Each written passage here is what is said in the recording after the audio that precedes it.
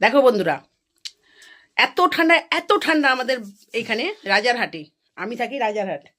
তো রাজারহাটের এখানে এতটাই ঠান্ডা, কালকে ছিল 9 ডিগ্রি, দুয়ারে দার্জিলিং হয়ে গেছে, খালি বরফ পড়তে বাকি। কালকে 9 ডিগ্রি ছিল আমাদের এখানে। তাই আজকের ডিসিশন দেখো, তোমাদের দাদা ভাই কি করেছে দেখো, দেখাচ্ছি। দেখো, ঘরের মধ্যে কাঠ জেলে, আগুন জেলে হাত পা সেকছে। এতটা কি হচ্ছে, চোখ বুঝে যাচ্ছে। কি করব? এইদিকে তো সরে, এইদিকে ঘুরে যাও না, তাহলে আর চোখে তার রোদ এটা লাগবে না, ওটা গরম আছে, ধোঁয়াটা না দেখো সব জ্বালিয়েছে। তো কি আর করবো, আমরা দার্জিলিং এ যেতে পারছি না, তো মনে হচ্ছে 1-2 দিন বাদে এখানে বরফ পড়তে পারে। বরফ 1-2 দিনের মধ্যে?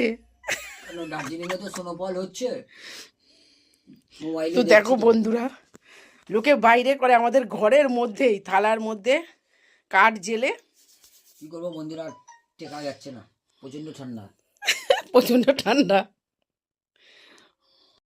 তো বন্ধুরা, তোমাদের আমারও ওখানেতে দুদিন তো তোমরা কে কোনখানে থাকো, এবং তোমাদের ওইখানে কিরকম ঠান্ডা, কত ডিগ্রি ঠান্ডা এখন যাচ্ছে, কালকে কত ছিল?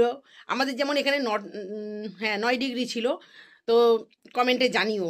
আর আমার মতো কি এরকমই পাগলামি করো তোমরাও, ঘরের মধ্যে আগুন দিয়ে হাত পা সেঁকো? আর তোমরা যদি হাত পা সেঁকতে চাও তো চলে আসতে পারো। বলে শুধু খাবার জন্য না, হাত পা সেঁকার জন্য। তাহলে বন্ধুরা, বাই। আমরা হাত পা সেঁকি। হ্যাঁ, টাটা।